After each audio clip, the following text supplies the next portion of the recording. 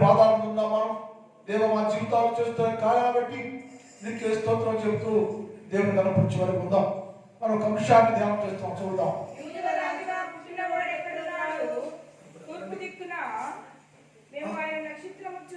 ఆయన నక్షత్రం చూచి ఆయనను తూర్పు దిక్కున ఆయన నక్షత్రం చూచి ఆయనను పూజింపవచ్చుమని చెప్పి. ఈ వాక్యం మనం మంగళవారం నుంచి ధ్యానం చేస్తున్నాం. ఈరోజు నేను ముగిస్తున్నాను. నేను మళ్ళీ మంగళవారం మరొక అంశాన్ని ధ్యానం చేద్దాం. దీనిలో వారు ఆయన నక్షత్రం చూశారు. వారు ఆయన నక్షత్రం చూసి, ఆయన నక్షత్రం చూస్తూ వల్ల ప్రయోజనం కలిగింది. లోకంలో చాలా నక్షత్రం కలిగి ఉండవచ్చు. ఆయన నక్షత్రం యేసుక్రీస్తు ప్రభుల వారు. ఈ ప్రభుల వారు మనం చూస్తే లోకమంతా ఆకర్షించబడితే లోకమంతా దేవునితో కూడా వెళ్ళిపోతుందని లేఖనాలు రాయబడి ఉంది. ఈ నక్షత్రము ఆయన నక్షత్రము లోకాన్ని ఆకర్షిస్తూ ఉందయ్యా. లోకమంతా వెళ్ళిపోతుంది, మనం ఏమైనా చేయగలమా అని మాట్లాడుకున్న సందర్భాలు లేఖనాల్లో ఉన్నాయి. ఇక్కడ కూడా రాజు కలవరపడరు, భయపడరు, ఆందోళన చెందరు అనే విషయాలు రాయబడ్డాయి. మనం ఏం చేస్తున్నామంటే ఆయన నక్షత్రం మనబడే యేసుక్రీస్తు ప్రభుల వారిని, ఆయనే దేవుడు, ఆయనే రక్షకుడు, అందరి కోసం దిగి వచ్చాడు, మనందరి కోసం పుట్టారు. ఆయన సర్వలోకనాథుడు, ఆయన పేరు యేసు. ఆయన మన శరీరాన్ని తెచ్చుకొని భూలోకంలో మానవులందరినీ శుద్ధి చేసి పరిశుద్ధపరిచి దేవునితో కూడా ఉంచడానికి దిగి వచ్చిన ప్రేమ స్వరూపైన దేవుడు యేసు క్రీస్తు ప్రభుల వారిని నమ్మచ్చు. ధ్యానం చేస్తాం, ఆరాధన చేస్తున్నాం. ఆయన నక్షత్రం నుంచి వారు ఆయన ఆరాధన చేశారు. మనం కూడా దేవుణ్ణి ఆరాధిస్తున్నాం, పూజిస్తున్నాం, గణపరుస్తున్నాం. దీనిలో ఒక మాట మనం ధ్యానం చేస్తున్నాం.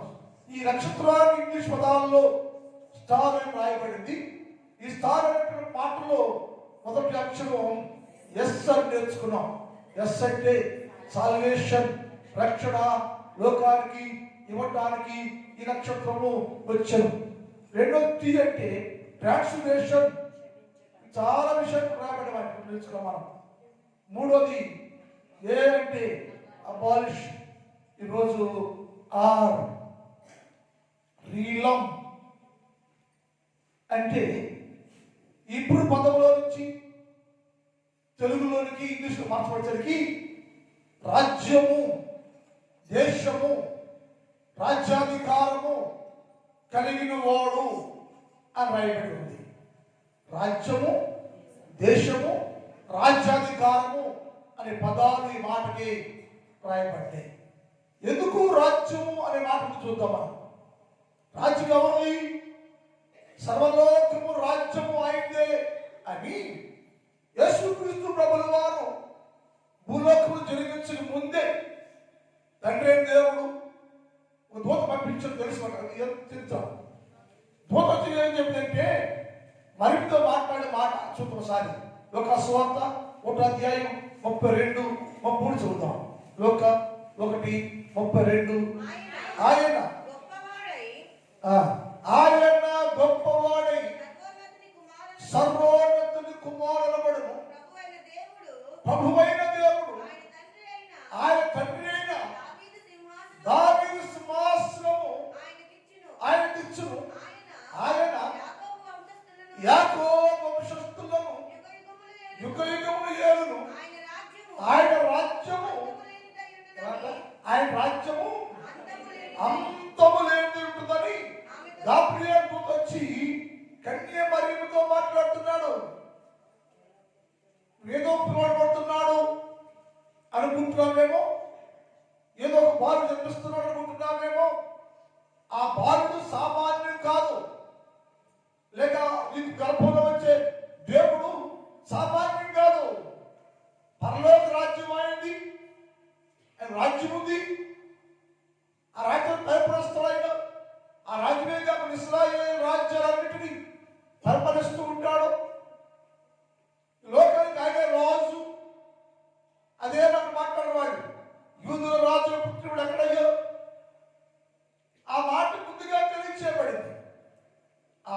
పరిపాలిస్తూ ఉంటాడు. ఆయన రాజ్యము ఎన్నటికీ అంతము కాదు. ఈ లోక రాజ్యాలన్నీ 5 ఏళ్ళు 10 ఏళ్ళు ఉండి పూర్తిగా నాశనం అయిపోవచ్చు. కానీ యేసుక్రీస్తు ప్రభుల వారి రాజ్యం ఉంది, అది శ్రేష్టమైనది. లేఖనాల్లో ఏమంటే ఆయన రాజ్యము శ్రేయోభిలాషి, శ్రేష్టకరమైన దేశం రాయబడి ఉంది. ఆయన రాజ్యము శ్రేయస్కరమైన దేశం. రాజ్యం అన్నాడు, దేశం అన్నాడు, ఒకే వచనంలో. ఆయన రాజ్యము శ్రేయస్కరమైన దేశం అంట. ఆ దేశము, ఆ రాజ్యము ఎన్నటికి అంతము లేనిది, నిర్మూలం కానిది అని గాబ్రియేలు దూత కన్య మరియమ్మతో మాట్లాడారు. నువ్వు ధన్యురాలమ్మో, ఈ పుట్టే కుమారుడు ఉన్నాడే, ఆయన దేవుడు, ఆయన సర్వలోకాన్ని పరిపాలించే దేవుడు, ఆయన రాజ్యం ఉంది. ఆ రాజ్యం ఎన్నడూ రాష్ట్రం కాదది. అంతేకాకుండా ఆయన ఇశ్రాయేలు యాకోబు వంశాన్ని, దాని సింహాసనాన్ని, ఆ తండ్రి దాని సింహాసనాన్ని ఆయనే పరిపాలిస్తాడు అని తెలియపరిచాడు. అంటే యేసు ప్రభుల వారు రాజుగాను, రాజ్యం కలిగిన వాడుగాను, రాజ్య పరిపాలన చేసే వ్యక్తిగా ఉన్నాడని గ్రహించాలి. మనం పూజించే దేవుడు మన దృష్టిలో ఒకవేళ యేసు ప్రభువే కదా సిలువేయబడ్డాడు, చనిపోయాడు అనుకోవచ్చు. కానీ మనం బైబిల్లో చెప్తుంటే దాని గురించి ఆయన రాజు, రాజ్యం కలిగిన వాడు, ఆయన పరిపాలిస్తూ ఉంటాడు. అది నీతి పరిపాలన. ఆ రాజ్యంలో నీతి, న్యాయము, సంతోషాలతో ఉల్లగిస్తుంటుంది. ఆ రాజ్యానికి అధిపతి ఆయన.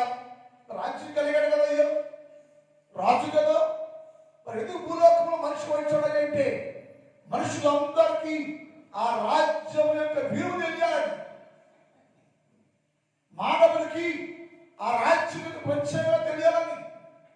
మనిషికి భూలోక రాజ్యమే అనుకుంటున్నాం మనం. ఇది స్థలము కాదు, పరలోక రాజ్యం ఉంది, ఆ దేవుని రాజ్యం అది. ఆ రాజ్యాన్ని యేసు ప్రభుల వారే హక్కు కలిగిన వాడు. ఆయన మాత్రమే మనుషులందరినీ ఆయన రాజ్యంలో నింపగలడు, ఉంచగలడు. ఆయనే సర్వలోకాన్ని పరిపాలించే రాజు కనుక ఆయన రాజ్యాన్ని గురించి లోకాన్ని తెలియచేయాలని ఆ రాజుగా ఆయన వచ్చారు. ఆయనకు రాజ్యం ఉంది. ఆ రాజ్యము ఎన్నడికి లయము అంతము కానిది, యుగ యుగములు ఉంటూనే ఉంటుంది. ఇప్పటికి 2025 సంవత్సరాల నుంచి ఈ పదాలు మాట వింటూనే వస్తున్నాం మనం. కానీ నాకేమంటే నా రాజు యేసయ్య, ఆయన రాజ్యం ఉంది. ఈ రాజ్యం ప్రవేశించడానికి, నన్ను ఆ రాజ్యంలో ప్రవేశించే హక్కు కలిగ చేయడానికి ఆయన వచ్చారు, ఆయన పుట్టారు, అవకాశం ఇచ్చారు నాకు. నేను అందులో ప్రవేశించాలని ఆలోచనతో మనం యేసు ప్రభుల వారిని గణపరుస్తూ ఆరాధన చేసే వారుగా మనము ఉంటే మంచిది. అందుకని ఏంటంటే ఆయన రాజ్యం ఉంది. ఆ రాజ్యము ఎన్నటికీ అంతము కాదని దేవుడే గాబ్రియేలుతో పలికించాడు, చెప్పాడు. వినండి మనుషులారా, మరేమో చెప్పిన మాట కాదు, లోకం చెప్పిన మాట.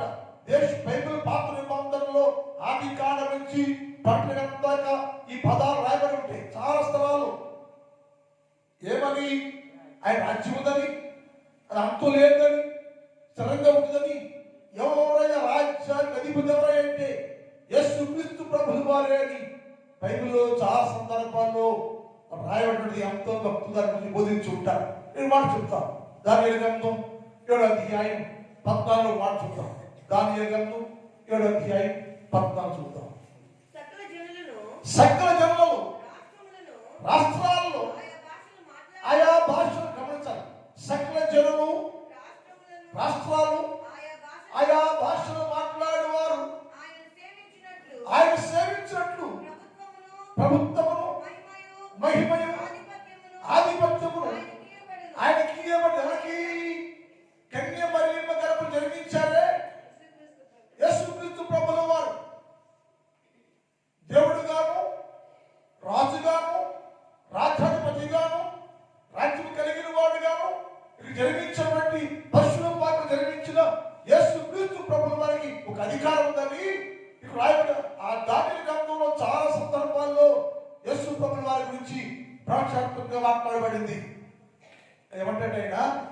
సకల జనులను, రాష్ట్రాలను, ఆయా భాషలు మాట్లాడే వారు ఆయన సేవించినట్లు ప్రభుత్వమును, మహిమయు, ఆధిపత్యము ఆయనకి ఇవ్వబడింది. అంటే రాజ్యులు, రాష్ట్రాలు, ప్రజలు, లోకం ప్రతి మనిషి ఆయన్నే సేవించాలి, ఆయన్నే పూజించాలి, ఆయనకే భయపడాలి, ఆయన రాజుగా దేవునిగా అంగీకరించాలి. అంగీకరించకుండా పండుగ చేసేవయ్యా అయిపోయిందంటే ఆశ్చర్యం అవుతుంది. ఆయన అంగీకరించి ఆయన గుర్తించాలి. మొదటిగా ఏ గుర్తించాలంటే ఆయన రాజుని, రాజ్యం కలిగిన వాడని, ఆ రాజ్యమునికి అధిపతి యేసు ప్రభు వారికి ఎవరెవరంట? సకల జనులను, రాష్ట్రాలను, దేశాలను, ఆయా భాషలు మాట్లాడే అంటే టోటల్ గా సృష్టిలో ఉన్న ప్రతి మనిషి ఆయన్ని సేవించాలి. సేవించే అధికారము ఆయనకు ఇవ్వబడింది. ఆ రాజ్యం వెళ్ళాలి మనం, ఆ రాజ్యాధిపతి ఆయన కాదు, అందరూ ఆయన్నే సేవించాలి. ఇది క్రిస్మస్ ఆరాధన. సృష్టిలో మనుషులందరూ స్వచ్ఛంగా నిజంగా యేసు ప్రభువు వారిని పండుగ కాబట్టి ఏదో నొప్పులను ఆనందించాలని కాదు. సృష్టిలో ప్రతి మనిషి స్వచ్ఛంగా, నీతిగా, నిజాయితీగా ఆయన గుర్తించి ఆయన దేవుడు నా కోసం వచ్చాడు, ఆయన నా కోసం పడ్డాడు, ఆయన నాకు వచ్చాడు, ఆయన నా క్షేమాభివృద్ధి కోసం నా దేవుడే మానవాకారంలోకి మార్చబడి, మనిషిగా మార్చబడి, శరీరాన్ని ధరించుకొని నా బుద్ధికి వచ్చారు. ఎందుకంటే నాకు రాజ్యాధికారంలో భార్య భాగస్తులు చేయడానికి, రాజ్యాధికారాలకు ఇవ్వడానికి, నన్ను కూడా ఆయన సమానం చేయడానికి, హక్కు కల్పించడానికి ఆయన పుట్టారు. కనుక మనం ఏం గ్రహించాలంటే ఆయన రాజ్యము అంతమనేది. ఆ రాజ్యానికి అందరు రాజులు, రాష్ట్రాలు, మంత్రులు, చిన్నవారు, పెద్ద సకల జనులు ఆయనను పూజించాలి, ఆరాధన చేయాలి. అందుకు అర్హుడు ఆయన. ఆధిపత్యం ఆయనకి ఇవ్వబడింది. ఆయన ప్రభుత్వము, ఆయన రాజ్యము శాశ్వతమైనది. అది అన్నిటికీ తొలగిపోదు. ఆయన రాజ్యము ఎప్పుడు లైవ్ కలట. యేసయ్య రాజ్యం. ఈ క్రైస్తవులు పడేవారు, అన్న పడేవారు, సృష్టిలో ప్రజలందరూ ఇది నమ్మితే మనంతా ధన్యులు రెండేవారికి నమ్మం. మనం ఆచారంగా ఉంటాం, లోకాన్ని నమ్ముతాం, మనుషులు నమ్ముతాం, ఆచరిస్తూ ఉంటాం, యేసు ప్రభు నమ్ముతాం. ఒక వ్యక్తి యేసు ప్రభు నమ్ముకుంటే లోకంలో దేంతో కూడా రాజీ పడే అవకాశమే లేదు, పడకూడదు.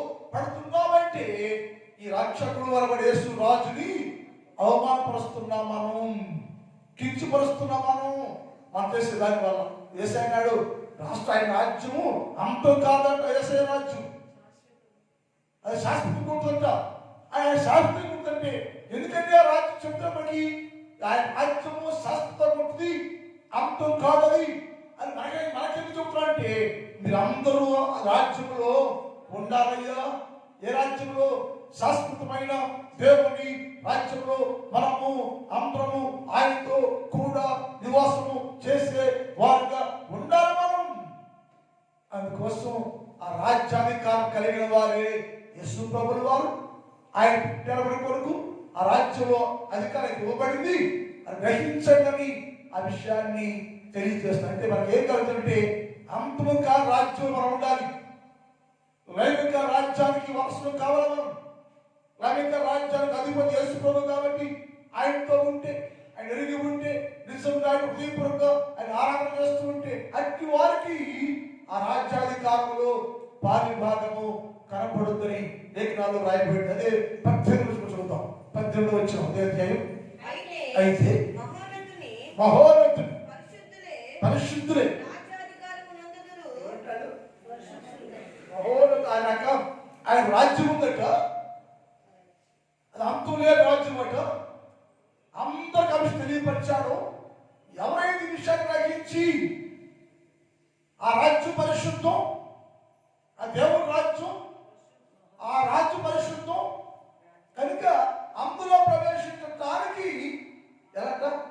పరిశుద్ధులే.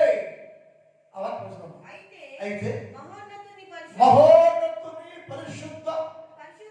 పరిశుద్ధులే రాజ్యాధికారం పొందుదురు. అంటే అర్థమేంటి?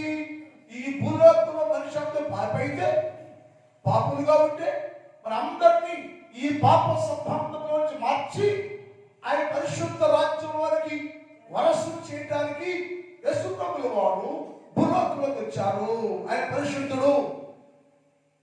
అది పరిశుద్ధ రాజ్యం. అది దాన్ని పొందానికి ఎవరికయ్యా? పరిశుద్ధ. ఈ లోకంలో ప్రతి మనుషులు కాదు. ఆయన చెప్పాడు రాష్ట్రాలు, ప్రజలు, ఆయా భాషలు మాట్లాడిన అందరూ కూడా ఏమవ్వాలంటే పరిశుద్ధ జనంగా మారాలి, పరిశుద్ధులుగా మారాలి. వారికే అది పొందే అధికారం అంట. యేసు వచ్చింది కంటే నిన్ను పరిశుద్ధపరిచి, నిన్ను మార్చి, పరిశుద్ధులుగా చేసి ఆ పరిశుద్ధ రాజ్యాధికారము పొందుకోవటానికి, ఇవ్వటానికి, నిన్ను సిద్ధపరచడానికి యేసు ప్రభువు అంటే ఆయన ఇస్తాం ఒక ప్రణాళిక దగ్గర. మానవుడిని అప్రం మన దృష్టిలో, దేవుని దృష్టిలో మనుషులు విలువ లేని వాడు. దేవుని దృష్టిలో మానవుడి విలువ ఉంది. ఆ విలువైన వ్యక్తిని శుద్ధి చేసి, బాగు చేసి ఈ మానవుడిని పరిశుద్ధ రాజ్యంలోకి ప్రవేశింప చేయడానికి యేసు ప్రభువు వారు వచ్చారు. అది మాట మరి. అయితే పరిశుద్ధులే రాజ్యాన్ని పొందుతూ వారి యుగాంతము వరకు రాజ్యం లేదు. ఏ దేవుడు రాజ్యం? ఇప్పుడు యేసు ప్రభు రాజ్యం అయితే ఏ దేవుడు రాజు? ఆయన రాజ్యం అయింది. ఏ దేవుడు రాజ్యాన్ని? పరిశుద్ధులు. ప్రభుత్వాలు వస్తామని, ప్రభుత్వాలు ప్రధానమంత్రిగా ఉంటారు కౌరవులు. ఆ కౌరవులు ప్రధానమంత్రిగా రాజుగా ఉంటాడు. అంతే. ప్రభుత్వం అందరూ చేస్తారు, ప్రజలు చేస్తారు. మంత్రులు ఎవరే చేస్తూ ఉంటారు. అది రాష్ట్రాల ముఖ్యమంత్రిగా ఉంటారు కౌరవులు. వారు రాజుగా ఉంటే రాష్ట్రానికి చుట్టూ మంత్రులు పరిపాలన చేస్తూ ఉంటారు. ఇది మానవ పరిపాలన. కానీ పరిశుద్ధులు. దేవుని రాజ్యం అయితే ఆ రాజ్యంలో పరిశుద్ధులు వస్తే ఆ పరిశుద్ధులందరూ రాజ్యాధికారం చేస్తారట. అది దేశ ఉద్దేశం. అంటే అలా రాజ్యాధికారం చేయడానికి ఏం కావాలి? నీకు పరిశుద్ధులుగా మాత్రం. ఎక్కడున్నావయ్యా? మనిషి పరిశుద్ధుగా లేడు. ఎక్కడంటే చీకటిలో ఉండను. ఆ చీకటిలో మనిషిని వెలుగులో తెచ్చి ఆ వెలుగులను కడిగి శుద్ధీకరించి పరిశుద్ధులు చేసి రాజ్యవారసు చేస్తున్నానని చెప్పాడు. చూద్దామాట 1 పేతురు పత్రిక 2:9 చూద్దాం.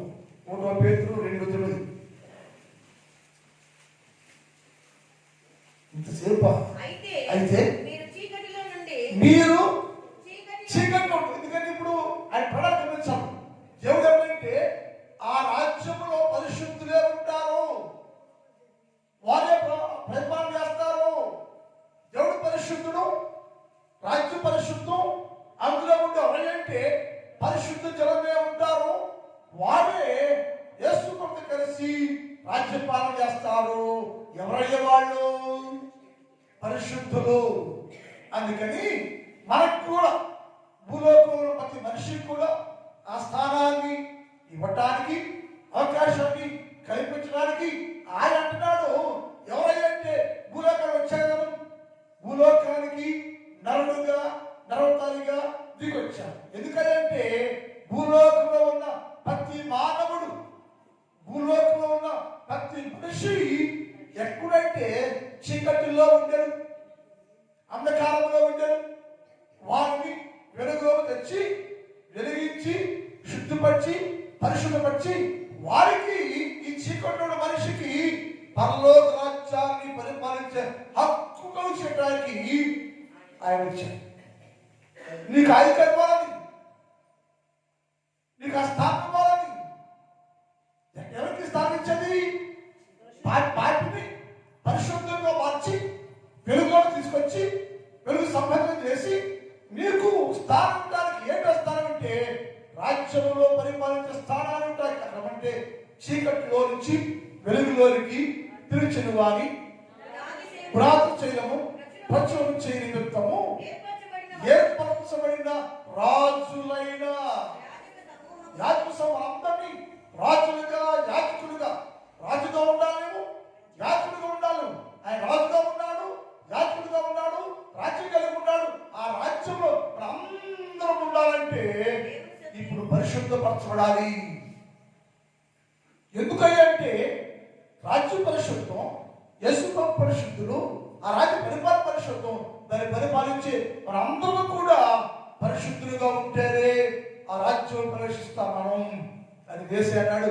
మీరు అందరూ చీకటిలో ఉంటారు కదా, చీకటిలో మానవ లోకాన్ని మనుషులందరినీ వెలుగు తీసుకొచ్చి బయటికి తెచ్చి మీకు కలిగిన దుష్టత్వాన్ని తీసివేసి మీ అందరు నేను పరిశుద్ధులు చేస్తా.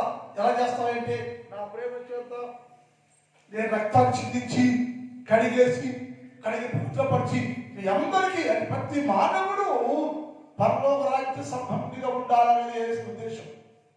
అందుకే ప్రాణాలు తీసుకొని పరలోకం విడిచిపెట్టి భూలోకానికి వచ్చాను. ఎందుకంటే నీకు రాజ్యాధికారి ఇవ్వాలని. ఎవరికి అధికారం అంటే నిన్ను పాపిని పరిశుద్ధంగా మార్చి పవిత్రులుగా మార్చి వెలిగించి నీకు స్థానం ఏంటంటే దేవుని రాజ్యాధికారి పరిపాలన అధికారికి ఉండడానికి. అందుకే కొలస్సీ పత్రిక 3వ అధ్యాయం ఆయన మనలను ప్రస్తుత అంధకార సంబంధమైన అధికారంలో నుంచి విడుదల చేసి ఆయన ప్రేమించిన తన కుమారుని యొక్క రాజ్య నివాసులు చేసి ఎవరిని పుట్టుకొని పరిశుద్ధులు కాదండి. ఆయన ప్రేమిస్తున్న ఒక పాపిడి మానవుణ్ణి ఆయన మానవుని గ్రహించి మానవుగా మారిపోయి మనిషిగా మారిపోయి మానవాకారాలు మార్చబడి ఆయన దిగొచ్చి నిన్ను పరిశుద్ధులుగా మార్చి ఆయన రాజ్య వారసులుగా చేయటకు ఆయన పుట్టి అధికారానికి ఇచ్చాడు దేవుడు. అది క్రిస్మస్ అంటే. కానీ మనుషులు అధికారం పొందుకోలేకపోతున్నాం. మనం అధికారాన్ని పొందుకోవట్ల. యేసు ప్రభువు ప్రణాళిక ప్రకారంగా పరలోక వైభవంలో నుంచి భూలోకానికి వచ్చి నిన్ను మార్చి రాజ్య వారసు చేయడానికి కక్కడ కట్టుకుంటే అది గ్రహించుకుంటాం. హక్కు వద్దయ్యా, రాజ్యం వద్దయ్యా, నీ ప్రయాసపడ్డా కానీ ఏం చేయలేమని ఇంకా మానవుడు లోకంలోనే ఉండి చీకట్లోనే ఉండి క్రిస్మస్ పాట పాడుతున్నాం. లోకంలోనే ఉండి చీకట్లో ఉండి పండుగ చేస్తున్నాం. మనం పండుగ ఆచరిస్తున్నాం. ఏ మార్పు లేదు. ఇంటర్నల్ గా ఎక్స్ట్రాగా మన జీవితంలో ఏది మార్పు లేదు. పండుగ చేస్తున్నాం. మహిమ యేసయ్యకి, ఘనత యేసయ్యకి. ఆయన ప్రయాస వ్యర్థమైపోతుందా, సాధన అవుతుందా? మానవ గ్రహించట్లా. ఇది వచ్చింది, పండుగ వచ్చింది, ఎంజాయ్ చేస్తాం అంతే. కానీ ఎంజాయ్ కాదు ఇది. యేసుక్రీస్తు ప్రభువుని దేవునిగా రాజుగా గుర్తించి జీవితంలోకి ఆహ్వానించాలి. ఎందుకంటే నీకు రాజ్యాధికారం ఇవ్వడానికి ఆయన భూలోకం దిగి వచ్చాడు, పుట్టాడు. ఆ రాజ్యం నువ్వు ఉండాలని, ఉండటానికి ఏం చేయాలంటే ఉండాలి, వెలుగులో తెచ్చాడు. ఆయన ప్రస్తుత అంధకార సంబంధము అధికారంలోంచి విడుదల చేశాడు. తాను ప్రేమించిన రాజ్యాధికారాన్ని నీకు ఇవ్వడానికి ఓ బడాలి పద్ధతిగా యేసు ప్రభు వచ్చి దానికి ఇచ్చాడు. అది పొందాల మనం అందరికి వెళ్ళటానికి సిద్ధంగా ఉండవా? 2వ పేతురు పత్రిక 1వ అధ్యాయం 11 చదువుతాం. 2వ పేతురు పత్రిక 1:11 చదువు. 10:11.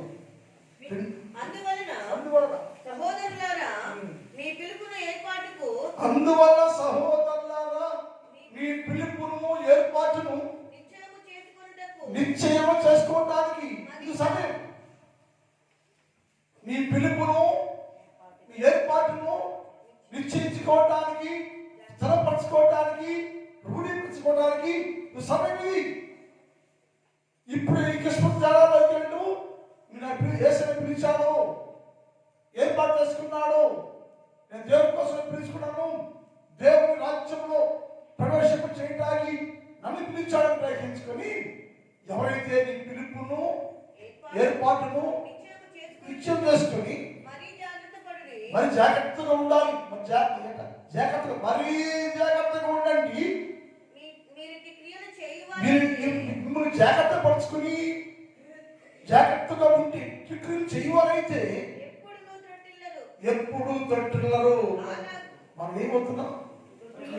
ఎందుకని మన పిలుపు తిరిగి మనకి ఏర్పాటు తిరిగి మనకి మనం ఏంటి అంటారో అర్థం కావట్లా.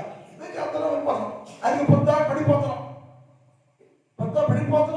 పరిశుద్ధులు లేని లోకంలో, పవిత్రులు లేని లోకంలో ఏమిటంటే మాటి మనుషులు అన్ని రంగాల్లో పడిపోతుంటాడు. మీరు పడిపోకుండా తొట్టులకు ఉండటానికి జాగ్రత్త పడండి. తర్వాత అలాగున మన ప్రభువును రక్షకుడైన యేసుక్రీస్తు యొక్క గమనించాలి. అలాగనే మన ప్రభువును రక్షకుడును అయిన యేసుక్రీస్తు ప్రభువు వారి నిత్య రాజ్యములకు ప్రవేశం కలుగుతుంది. అందరూ చదువుకుందాం. హల్లెలూయా, హల్లెలూయా. అది క్రిస్మస్ అంటే నా దేవుడు నీకు చేసే ప్రణాళికది. యేసుక్రీస్తు ప్రభువును రక్షకుడు మన దేవుడైన యేసు ప్రభు వారు నీకు ఏర్పాటు రాజ్యంలో ప్రవేశించాలని వేసే కోరిక. ప్రవేశించడానికి నువ్వు గుర్తించాలి. ఆయనే దేవుడు, ఆయన రక్షకుడు, ఆయన రాజ్యం ఉంది. ఇది పరిశుద్ధం. నాకు ఇవ్వాలనుకుంటున్నాడు. నేను పాపిని, అయోగ్యుడిని.